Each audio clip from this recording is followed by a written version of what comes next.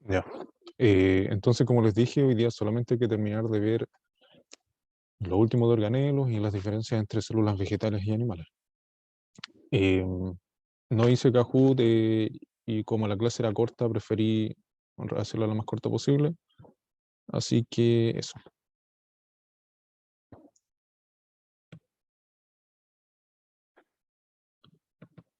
Bueno, yo soy Ignacio, ya me conocen, estudiante de Ingeniería Forestal en Antumapu, Universidad de Chile. Y entonces vamos a ver los objetivos hoy día. Eh, ya saben que yo los objetivos no se los pongo como para rellenar, sino que para que ustedes tengan más o menos cierta conciencia de qué es lo importante en una clase. A mí muchas veces como alumno me pasó que no entendía muy bien cuál era el fin de la materia. Entonces, aprovechen que acá básicamente les estoy diciendo literalmente qué es lo que tienen que aprender. Identificar, identificar células animales y vegetales por sus principales características, en este caso principalmente organelos. Segundo, entender las funciones de sus diferentes estructuras. Y lo tercero, comprender las implicancias de sus diferencias fisiológicas y morfológicas. O sea, está bien con los dos primeros objetivos que ustedes se sepan qué características tiene una célula, cuáles tiene la otra, qué hace una estructura, qué hace la otra, pero el tercer objetivo es qué implicancia tiene eso, o sea, para la célula, para el ser vivo, cómo eso afecta. Y ahora ya tenemos bastantes personas. No sé si les tapo la pantalla, les tapo la imagen, ¿no? O se ve claramente. Que yo acá tengo desplegada la cámara y es como si se tapara la imagen. Así que por favor, si me dicen si se ve claro o si hay algo en la pantalla. No, profe, se ve claro. Ya, gracias. Muchas gracias. Ah, entonces, antes de entrar con los organelos diferenciados entre células vegetales y células animales, me faltó un organelo que no incluí en la clase pasada por dos razones. La razón principal y más honesta es por tiempo, pero lo segundo es porque necesitaba diferenciar ese organelo que actúa de forma diferente en animales y en vegetales. O no diferente, pero en vegetales tiene ciertas características extra. Entonces preferí dejarla para acá y no invertir ese tiempo en la clase pasada. Y estos son los peroxisomas, que yo estoy seguro que los tienen que haber oído. Sí, estos se enseñan siempre en todos los cursos de biología. Em, ¿Qué hacen los peroxisomas? A mí, por lo menos como alumno, nunca me quedó muy claro en el colegio. Entonces lo intenté resumir lo máximo posible. Primero que nada, estos peroxisomas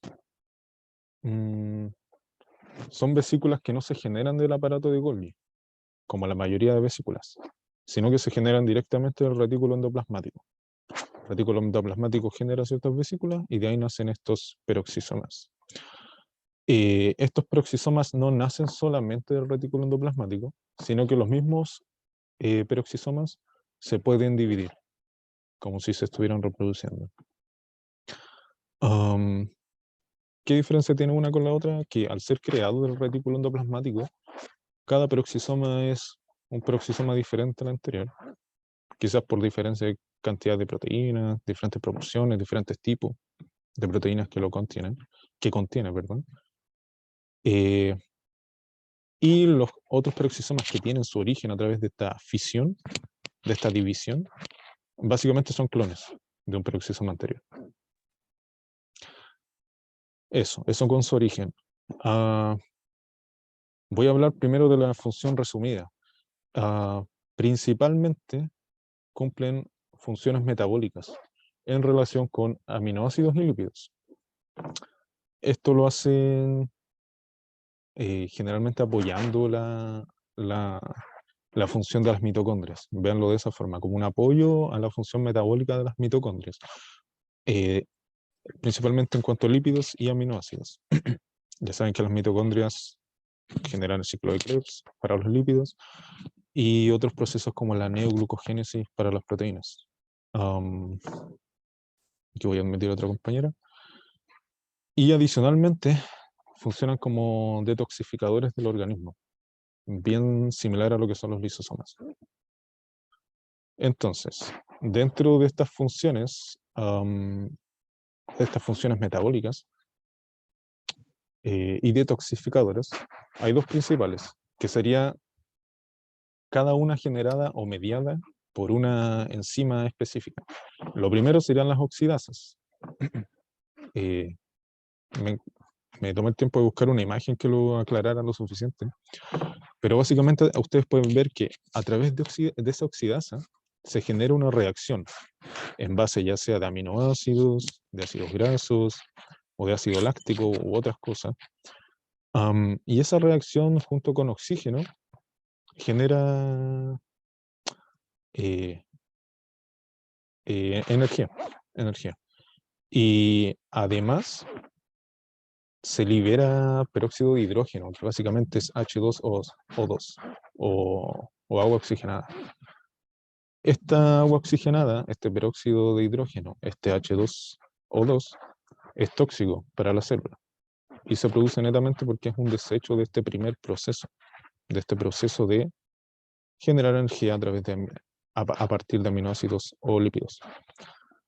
Entonces queda este H2O2 dando vuelta ahí, pero no puede quedarse ahí porque es tóxico. Entonces, ¿qué es lo que hace este mismo peroxisoma, bien autovalente, digámoslo así, el mismo desecho que él crea, se encarga de eliminarlo. Y lo puede eliminar de dos maneras. Primero, por sí mismo lo puede degradar y convertirlo ya sea en agua o en oxígeno. O mucho mejor aún, lo puede utilizar para, ¿cuál es la palabra? Para oxidar a otros compuestos. O sea, aprovecha este mismo desecho y con este desecho se encarga de metabolizar o de oxidar o de detoxificar otras moléculas como pueden ser el metanol o el etanol, provenientes del alcohol, por ejemplo. Entonces, básicamente, de ahí vienen las dos funciones, la función metabólica y la función detoxificadora. Como siempre, les dejé algunos enlaces, porque de pronto estas materias son más profundas y quizá hay que entenderlas mejor. Ustedes saben que yo solo se los estoy resumiendo. Así que si les interesa, lo pueden ir a ver ahí. No sé si tienen alguna duda en cuanto a los peroxisomas. Si no, para seguir.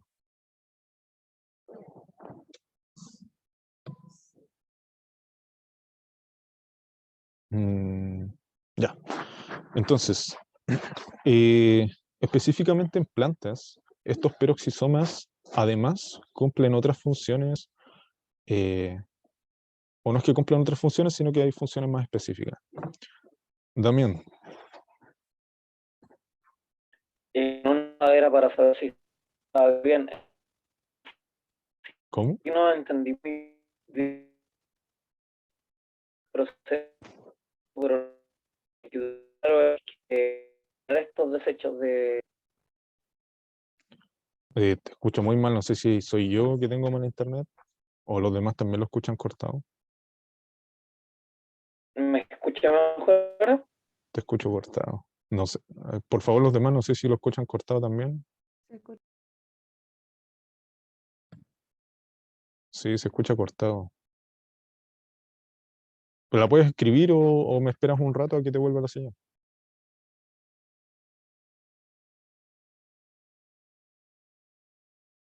Ya, mientras tanto voy a continuar. No entendiste mucho. ¿Qué parte?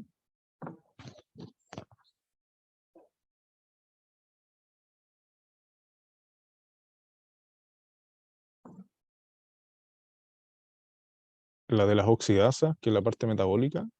¿O la de las catalasas, que es la parte detoxificadora?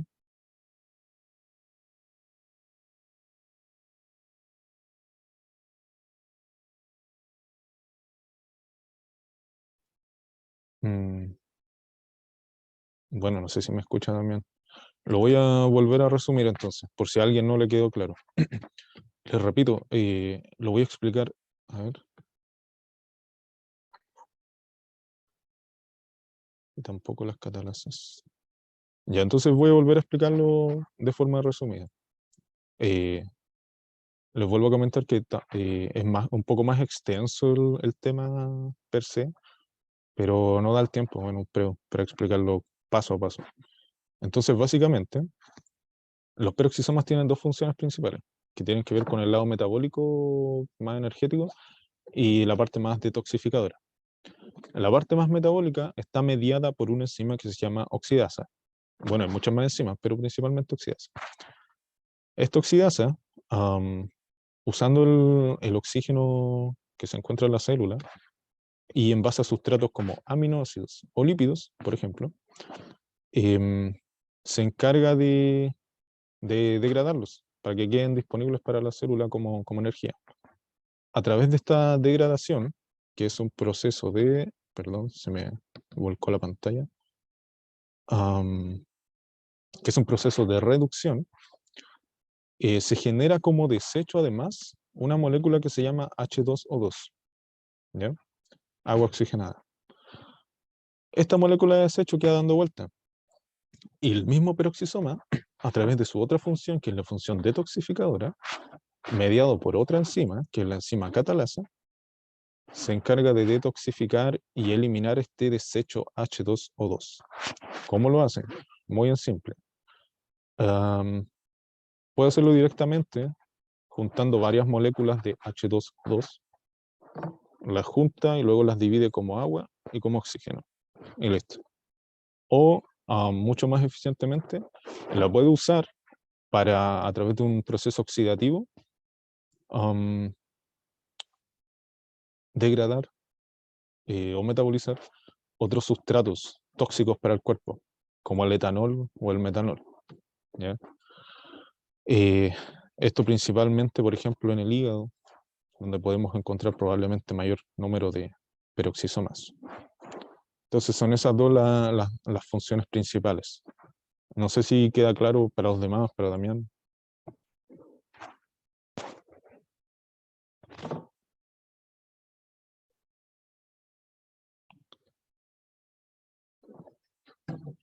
Sin ninguna duda. De todas formas, como les digo, estoy obligado a resumirlo de esta forma. Para explicarlo más profundamente necesitaría más tiempo y, bueno, por eso les dejé los enlaces que están abajo. Entonces, por ejemplo, en plantas ocurre algo bien especial que ustedes saben que las plantas funcionan a través de fotosíntesis, donde generan su energía. Esta fotosíntesis se divide en dos fases diferentes, o fases principales. Y una de ellas es el ciclo de Kelvin. Esto que les voy a explicar no es para que se lo aprendan de memoria, sino que para que perciban más o menos cómo funcionan estos peroxisomas, ¿ya? No, para que no anoten, apunten ni nada. Entonces, en algunos ambientes, por ejemplo, cuando hace demasiado calor o hay demasiada radiación solar, las plantas necesitan cerrar sus estomas. Los estomas son agujeros microscópicos que están en las hojas. ¿Por qué los cierran las plantas? Porque cuando hace mucho calor el agua de sus hojas se empieza a evaporar y empiezan a perder agua las plantas. De hecho, por eso ustedes no tienen que regar plantas a las 12 del día o a las 2 de la tarde o a las 3, 4 de la tarde, ¿ya? Porque las obligan a abrir los estomas y pierden agua. Entonces la planta, ante este exceso de calor, ante este exceso de radiación lumínica, porque el exceso de radiación también la daña, cierra sus estomas para mantener el agua en la hoja y esperar hasta un tiempo más fresco. Al hacer esto, la planta se da cuenta que ya no puede ingresar CO2 del medio ambiente, por lo que no puede continuar de forma normal con el proceso de fotosíntesis. Y dentro de la hoja hay una cantidad mayor de oxígeno que de CO2. Básicamente, al ocurrir este proceso, el proceso del ciclo de Calvin se ve modificado y se transforma en un proceso que se llama fotorrespiración. Con esta fotorrespiración, la planta deja de usar CO2 para la fotosíntesis y empieza a usar oxígeno. Al usar oxígeno, deja de entrar ese carbono. Y al dejar de entrar ese carbono, básicamente se vuelve menos eficiente la fotosíntesis. A eso es lo que quiero llegar, no quiero confundirlos con términos técnicos. Para recuperar o para aprovechar al máximo algunos de estos desperdicios de carbono, el cloroplasto envía estos desperdicios de carbono, que no se pueden aprovechar bien, hacia el peroxisoma. Y el peroxisoma los transforma, los envía a las mitocondrias las vuelven a transformar y las vuelven a enviar a los peroxisomas, y los peroxisomas vuelven a enviar el material terminado hacia el cloroplasto, para que el cloroplasto lo pueda aprovechar, ¿ya? Como les digo, esto no es para que ustedes se lo aprendan, sino que es para que entiendan cómo básicamente en la naturaleza se ven cómo actúan los peroxisomas. Y actúan, como yo les dije, ayudando a las mitocondrias muchas veces en procesos metabólicos. Otro ejemplo es que cuando ustedes tienen una semilla, la planta cuando empieza a germinar, necesita energía para germinar porque todavía no tiene ni hojas ni raíces para generar energía. Y esa energía viene de algunos ácidos grasos almacenados que tiene la semilla. Y cuando esta empieza a germinar, los peroxisomas transforman esos lípidos en azúcares, básicamente. Esos son, por ejemplo, cómo funcionan en la naturaleza. Y acá tenemos dos tipos forestales, que básicamente son clasificaciones de bosque. Si es que algunos de Valparaíso, de Coquimbo, conocerán el tipo forestal palma chilena, son hermosas, o el tipo forestal esclerófilo acá en Santiago, hacia la cordillera, bueno, acá en el centro también. Y acá se nota mucho por el cambio climático, todo esto que yo les expliqué. Con el exceso de calor, el exceso de radiación causado por el cambio climático, las plantas se han visto forzadas a entrar en este proceso de fotorrespiración, probablemente mucho más de forma más frecuente que antes de este cambio climático, por lo que los peroxisomas ahí están funcionando constantemente para aprovechar la energía. Bueno, eso con los peroxisomas, y ahora vamos a entrar directamente a célula animal y luego a célula vegetal. La célula vegetal, muy en simples términos, se caracteriza por ser heterótrofa, o sea, a través de moléculas orgánicas o materia orgánica genera su propia energía. Tiene libertad de movimiento, muchas incluso tenían flagelos, cilios, si es que se acuerdan. Son incapaces de desdiferenciarse, o sea, cuando se genera una célula, no sé, de la piel, ella es incapaz de transformarse en una célula de hueso, por ejemplo, eso todos lo saben, lo encontrarán algo obvio. Y finalmente no poseen pared celular, sino que poseen la típica membrana celular. El primer organelo característico de la célula animal serían los centriolos, y básicamente es el único. Como ustedes pueden ver en la imagen, en las células suelen haber dos centriolos. Y estos dos centriolos juntos forman un complejo, una zona conocida como centrosoma. Entonces voy a leer. Los centriolos son estructuras compuestas de microtúbulos. Recuerden que esos microtúbulos eran proteínas, igual que el citoesqueleto. Y estos centriolos son muy importantes para la división celular. Así, cuando la célula va a empezar a dividirse, los centriolos viajan hacia polos opuestos del núcleo. Eso lo vamos a ver más adelante en mitosis y meiosis. En el momento en que los cromosomas se condensan para la mitosis, los centriolos ayudan a formar el uso mitótico. Eso probablemente ya lo han escuchado y también lo vamos a ver más adelante. A este uso mitótico se le van a unir los cromosomas, que serán estirados y repartidos equitativamente entre los dos polos de la célula. Por lo tanto, los centriolos son esenciales para que se forme el uso mitótico, el cual permite la citocinesis. Hay que distinguirlo del centrosoma, que es un área de la célula al lado del núcleo. Básicamente lo que les dije recién. Entonces los centriolos están principalmente encargados de formar el uso mitótico y ayudar a la división celular. Es un simple, nada más. Y discernir claramente entre los términos centriolo y centrosoma. Una célula tiene dos centriolos y un centrosoma. ¿Hay alguna duda con eso? Oh, perdón. Si no, continuamos. Vacuolas. Entonces existe la falsa la falsa creencia de que las vacuolas son únicas de células vegetales. Y no es así. Las vacuolas también se encuentran en células animales, solo que varían un poco en su función y principalmente en su tamaño y en su número. Están rodeados de una membrana, y esa membrana se llama tonoplasto. Entonces, siempre que ustedes les digan qué es el tonoplasto, o le hablen del tonoplasto, no es más que la membrana de la vacuola, no es nada más. Está formada de fosfolípidos y proteínas, igual que cualquier membrana. Cualquier organelo con membrana tiene dicha membrana formada por fosfolípidos y proteínas. Básicamente son todas iguales, básicamente. Entonces, dentro de estas vacuolas animales, nosotros encontramos aguas, sales, azúcares, proteínas, todo en un estado acuoso de disolución, ¿cierto?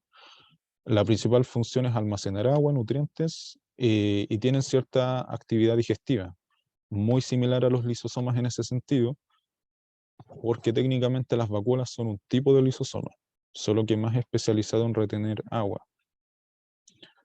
Y en animales son de pequeño tamaño y numerosas.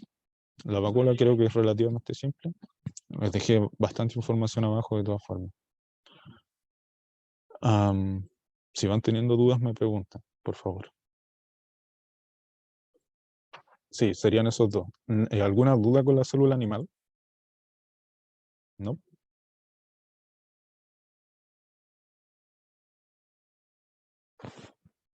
Ya. Sigamos. Uy, 8:30. Entonces, la célula vegetal, estas sí tienen más características diferentes. Por ejemplo, son autótrofas, o sea, no generan energía a través de moléculas orgánicas, sino que pueden generar su energía a partir de moléculas inorgánicas. Pueden desdiferenciarse. Eso significa, pueden desdiferenciarse generando tejido meristemático totipotencial. ¿Qué significa eso? Que las células vegetales, a diferencia de las células de nuestro cuerpo, o de las células animales en general, y en su mayoría, una vez que están formadas, por ejemplo, la rama de un árbol o el tallo de una flor, uno las puede forzar a transformarse en otro tipo de célula. Nuestras células no pueden hacer eso. Si a ti te cortan un brazo, no te va a volver a crecer. Si tú le cortas el tallo a una flor, sí le puede volver a crecer la raíz. ¿Y eso por qué se debe?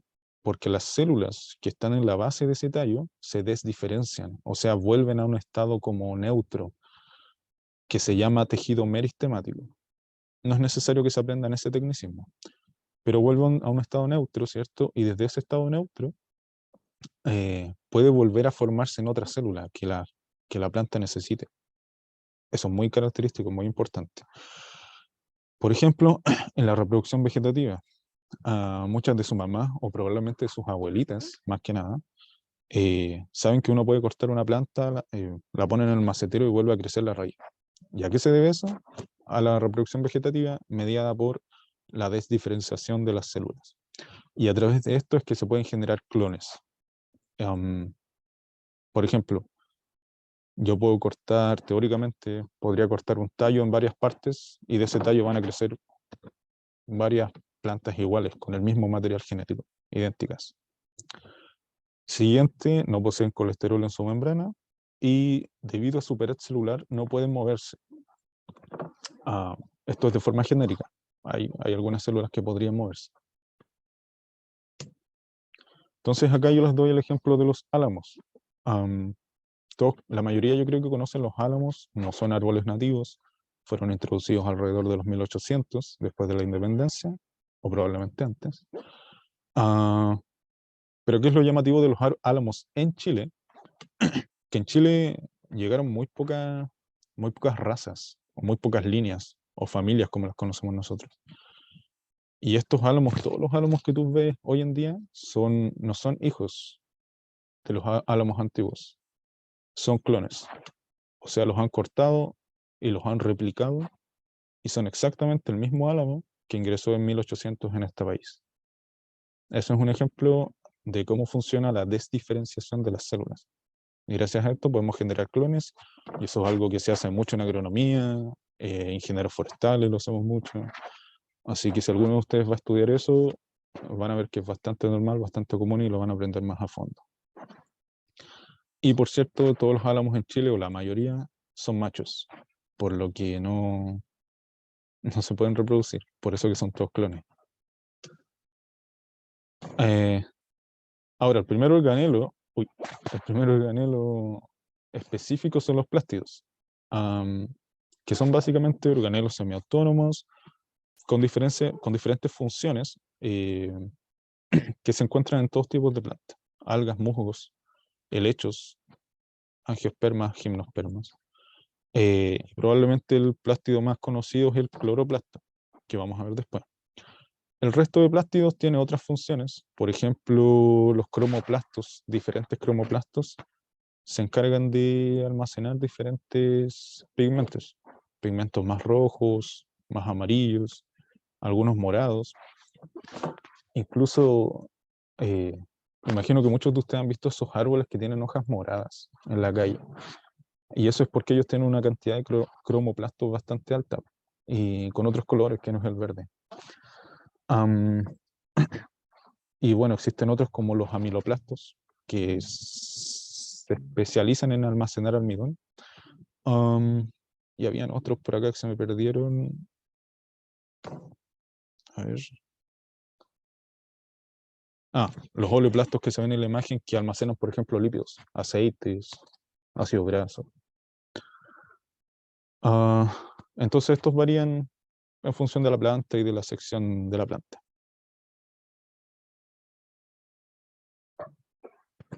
En otoño, por ejemplo, la mayoría de los árboles caducifolios, que son los árboles que pierden sus hojas se empiezan a volver verdes, o sea, se empiezan a volver amarillas, naranjas, café, rojizas, y eso se debe a que las hojas de los árboles poseen todo el año diferentes plásticos de esos colores: rojo, amarillo, naranjo, pero no se ven porque los cloroplastos son tantos y tienen tanta intensidad que opacan a los otros colores. Cuando llega el otoño y no hay suficiente energía lumínica ni suficiente calor, los cloroplastos no pueden generar suficiente clorofila. Entonces, al no haber suficiente clorofila, los otros cromoplastos se empiezan a ver mucho mejor, y por eso es que nosotros vemos cómo cambian sus colores. Netamente porque la clorofila empieza a desaparecer y se notan más los otros cromoplastos. Entonces entramos a los cloroplastos, que son el organelo vegetal más importante. Y dentro de una hoja de una planta terrestre, nosotros podemos encontrar entre 20 y 40 cloroplastos en general. Dentro de una célula vegetal, perdón. Del mesófilo. El mesófilo es la hoja. Son semiautónomos, poseen su propio ADN, sintetizan algunas de sus proteínas y ARN y se dividen por fisión binaria. Y yo me imagino que ya a la mayoría no les sorprende que yo diga esto. Me imagino que ya deben saber. Me gustaría ver si es que alguien sabe por qué poseen ADN propio, por qué sintetizan proteínas, por qué tienen su propio ARN y por qué son capaces de dividirse por fisión binaria. ¿Alguien sabe? ¿O se le ocurre? ¿O se la quiere jugar? Por favor. Me dijo creer. Ya, bien. María Jesús y Andoña.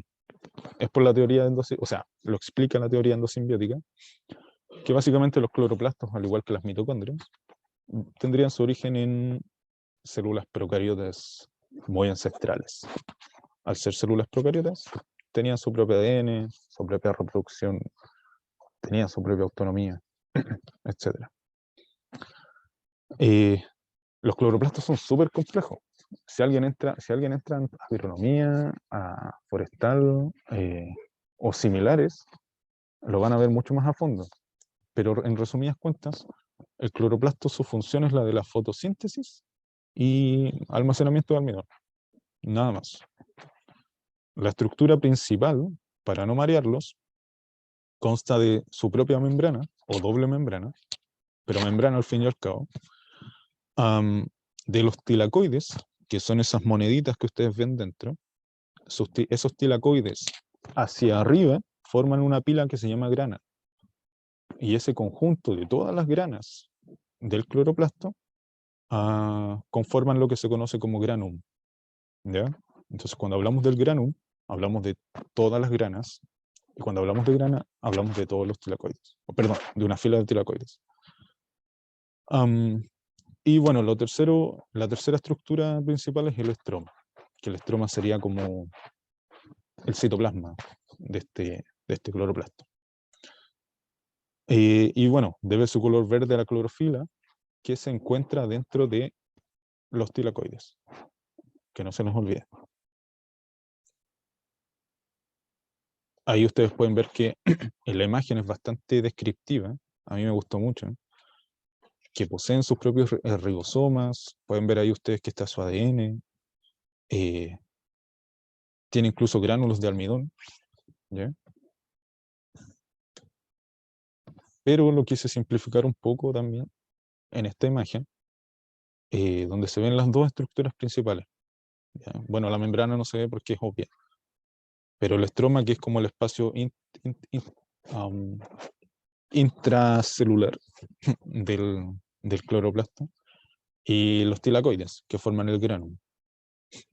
Entonces sí es importante entender las diferencias de funcionamiento entre una estructura y la otra. Y voy a hablar primero de la membrana, que es la más fácil.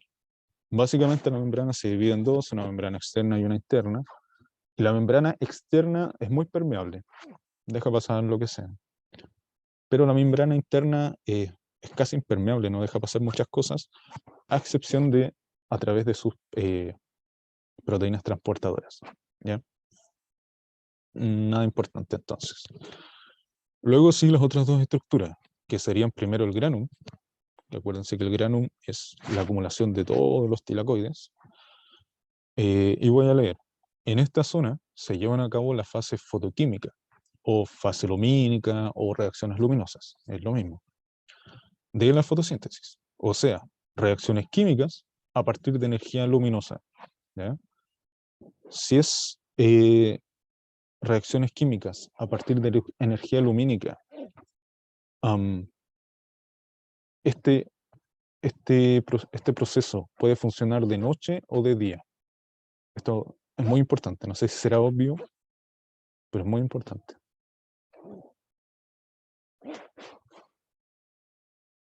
Esto es una pregunta, no sé si da a entender, sé que se les ocurre, la fase fotoquímica.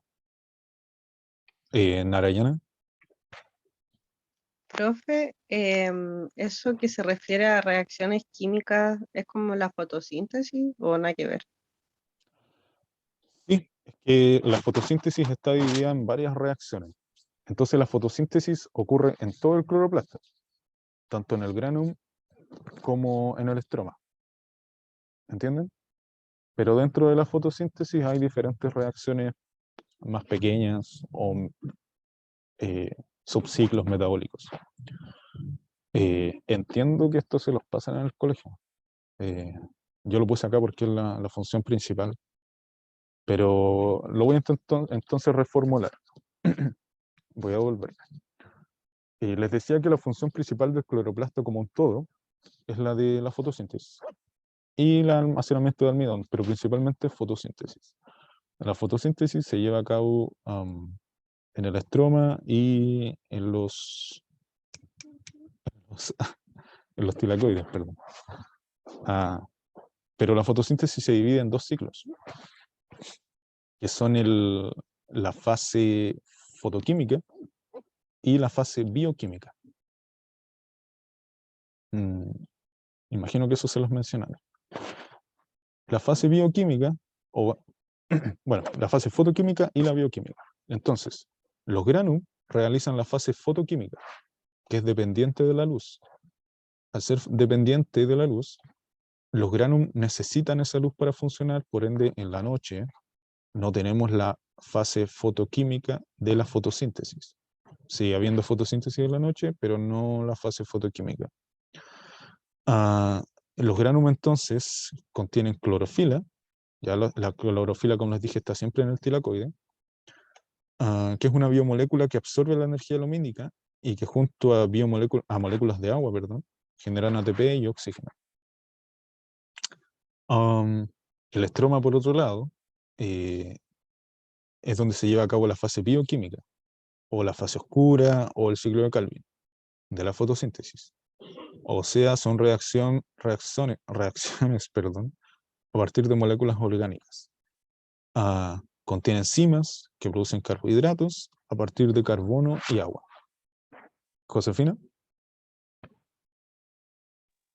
Profe, ¿por qué ahora, o sea, ahora es conocido, no sé si antes, pero ¿por qué ahora es tan famoso tomar clorofila? ¿Qué produce a nuestro cuerpo? La verdad es que nunca había escuchado o sea, no sabía que estuviera de moda. No te sabría decir qué produce en nuestro cuerpo porque no lo he investigado, nunca lo había escuchado, de hecho. No sé si alguien lo ha escuchado, que sepa, pero Sí, de hecho, que ahora se toma harto en polvo o líquido. ya. No, o De sea, no, hecho, lo vende Ripley, Falabella. clorofila. No, nunca lo había escuchado. Había escuchado otros subproductos vegetales, pero nunca clorofila. Pero sabéis que lo voy a investigar porque me llamó la atención, nunca lo había escuchado. Y no sé qué producirá en el cuerpo humano, porque la clorofila al final lo que hace es captar energía lumínica y generar energía a A través de las esta. plantas, pero ¿qué? Al ser humano, ¿qué le hará? Mira, la verdad es que no lo sé. Y lo voy a investigar porque me llamó la atención y no se me ocurre qué puede generar en el humano. Si el humano no tiene... es como detox. Ya. Igual quería llegar a esa parte. O sea... No, Sale que ¿Hola? Bueno. Detox. Puede ser que lo vendan así. Pero... Oye, hay tanto chanta que vende tantas cosas como detox. Y si esos mismos chantas vinieran a estas clases de organelo, sabrían que el cuerpo es capaz de destoxificarse a sí mismo, ¿no? El cuerpo, el humano no necesita nada de detox. ¿Ya? Pura gente que nunca ha estudiado biología. Tú lo único que necesitas para detoxificar tu cuerpo es dejar de ingerir toxinas, por decirlo así, como alimentos chatarra, qué sé yo. Pero puede ser que lo vendan así, pues. Voy a investigar igual, que me llamó la atención. Volviendo al tema, em, para ganar plata, sí, po. Para ganar plata la gente es capaz de hacer todo, hasta vender a la abuelita, así, ¿no? ¿Para qué estamos con cosas? Entonces, volviendo al tema, reacciones luminosas en el tilacoides, mucho más simple, reacciones luminosas. Y ciclo de Calvin en el estroma. En el estroma, entonces, es este ciclo de Calvin que no depende de la luz. Y en el granum son estas reacciones luminosas que sí dependen de la luz. Por ende, los tilacoides prácticamente funcionan solo de día, porque en el día hay luz, en la noche no.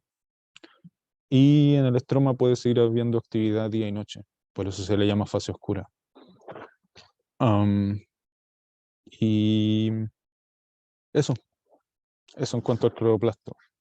Espero no haberlos confundido mucho con esa última parte. Asumo que les pasan fotosíntesis, por eso lo mencioné. Y eso entonces, reacciones luminosas tilacoide, ciclo de Calvin, estroma.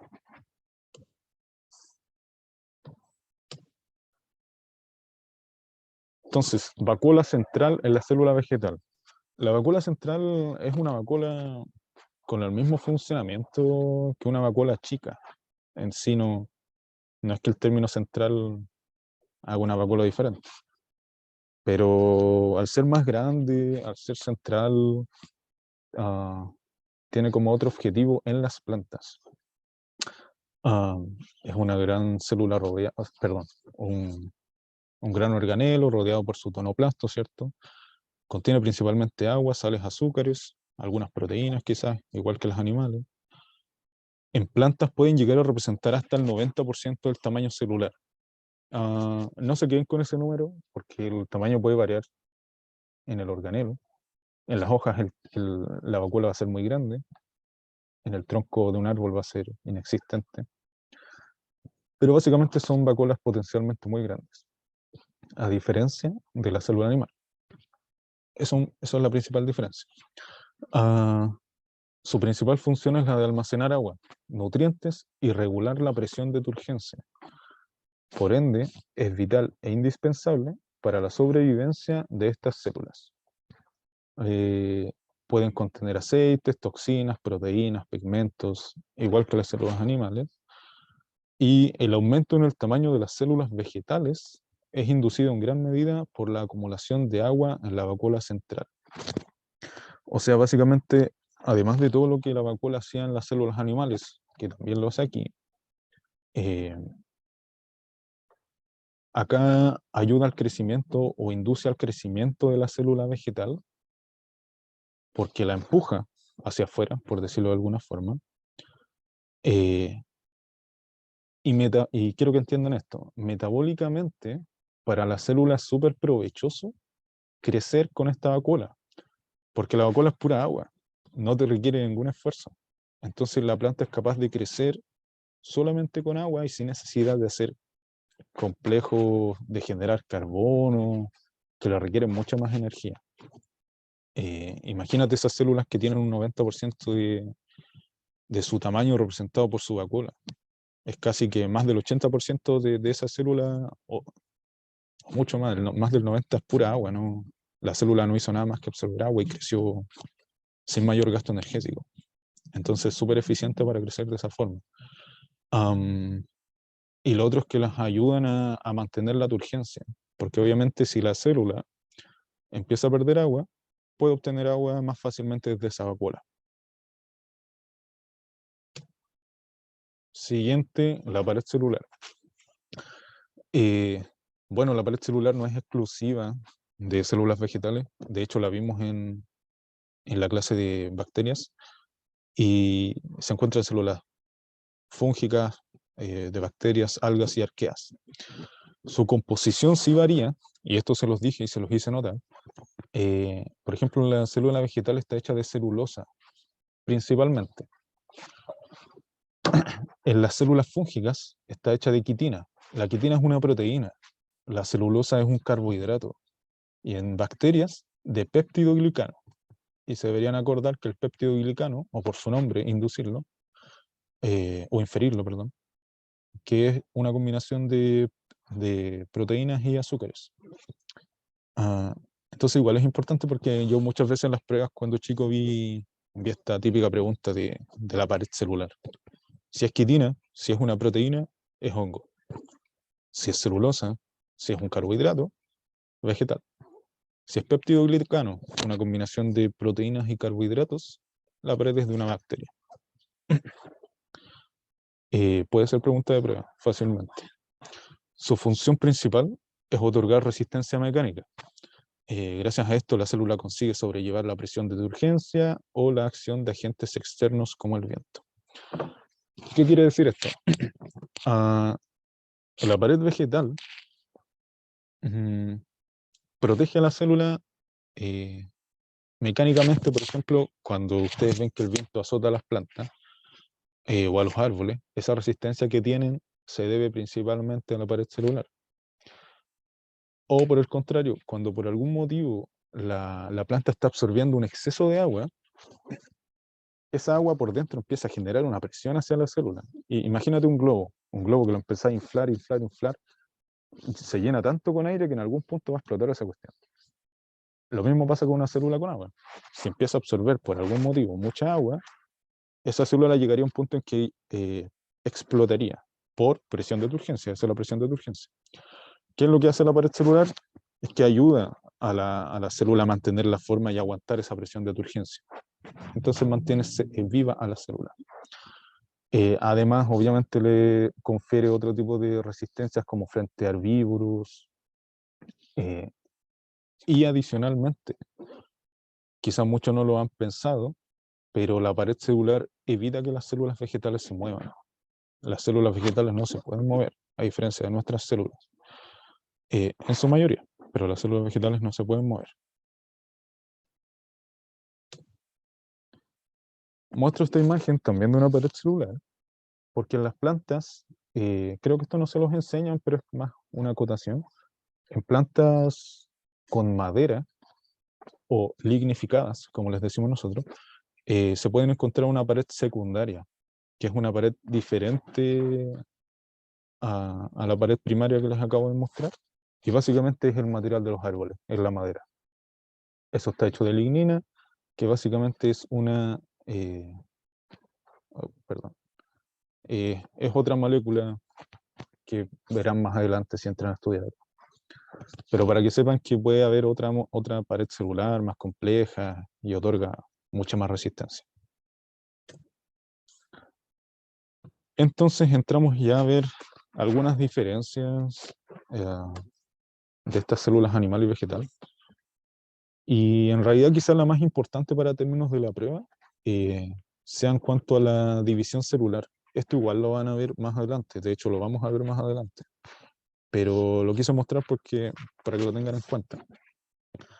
Cuando las células se están dividiendo en animales y plantas, en algún momento tienen que dividirse, valga la redundancia, dividirse. Y esa división en células animales se lleva a cabo gracias a la acción de proteínas, que son la actina y la miosina, si no me equivoco. Lo vamos a ver más adelante. Pero sí, la actina y la miosina, ahí está ahí mismo escrito.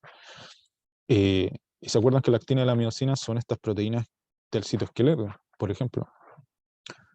Estas mismas proteínas encargadas de la contracción muscular. Entonces esas proteínas son las que generan esa citocinesis en células animales. Generan un anillo que las aprieta y hace que se separen. Literalmente ese anillo aprieta a la célula. En células vegetales, por otro lado, como existe esta pared celular, no se podría apretar a la célula.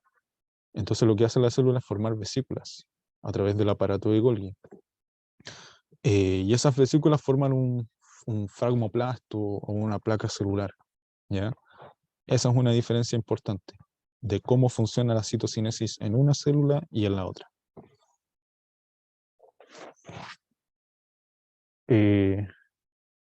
Y bueno, casi para terminar, quise resumir en una tabla, típica tabla, la mayor cantidad de diferencias relevantes que se me pudiera ocurrir, para que después lo puedan ver muy en simple.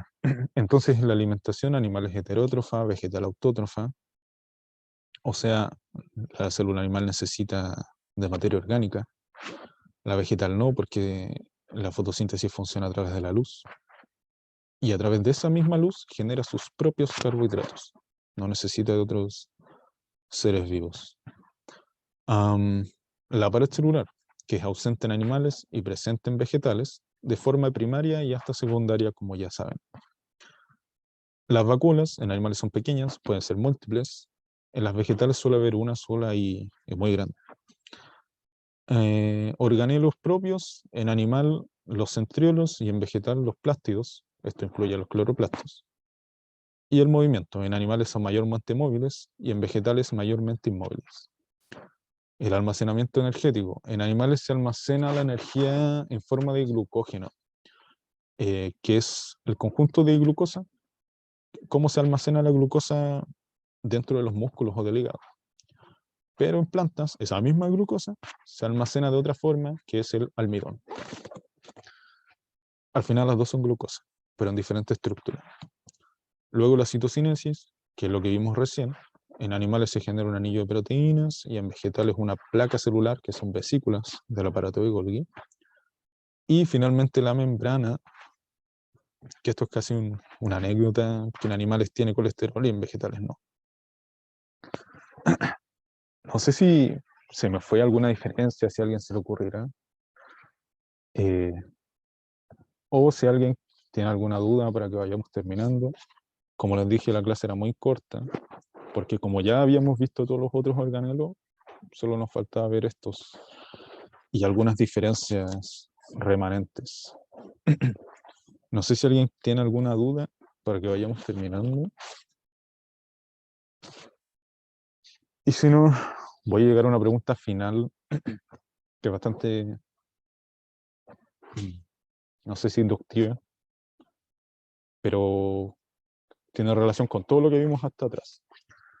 Los troncos de los árboles están formando por células lignificadas, que era lo que le habías mostrado yo, que significa que son células con una pared secundaria, que forman madera, etc. Y están encargadas de otorgarle resistencia mecánica y transportar la savia cruda hasta las hojas. Estas células de los troncos, que son estas células lignificadas, cumplen sus funciones sin necesidad de ningún organelo. ¿A qué intuyen que se puede ver esto o cómo piensan que ocurre? ¿Ya? Esto es una pregunta no necesariamente de materia, pero sí que tendrían que poder aplicar ciertos conocimientos y ser algo astutos quizás. Como resumen, por si no lo sabían, las células de los troncos de los árboles, en su mayoría, son células... creo que casi les digo la respuesta. Pero bueno, en fin. Lo que pasa es que las células de los troncos o de la madera, en su mayoría son células muertas. Para funcionar, las células de los troncos necesitan estar muertas. De hecho, están programadas para morir. Generan una pared secundaria mientras están vivas y cuando lo hacen, mueren por el bien mayor, el bien colectivo. Y al morir, quedan huecas, queda solamente la pared secundaria, y eso genera, célula por célula, genera un tubo alto hacia arriba que permite llevar el agua con las sales minerales hacia las hojas. Un dato freak, probablemente innecesario, no sé si tan innecesario en realidad, pero para que vean que todos los organelos y todas sus funciones depende mucho de cada célula. Y al final hay células como estas que no necesitan ningún organelo para funcionar y son esenciales. Creo que sí, sería esa la última diapositiva. Espero que hayan entendido claramente. Esta es la última oportunidad para hacer alguna consulta, alguna duda. Mientras alguien piensa qué preguntar, les quería recordar algo bien importante. Que yo no tengo problema alguno en que me hagan preguntas, y acá voy a dejar de compartir. Oh, no, voy a dejar de grabar, perdón.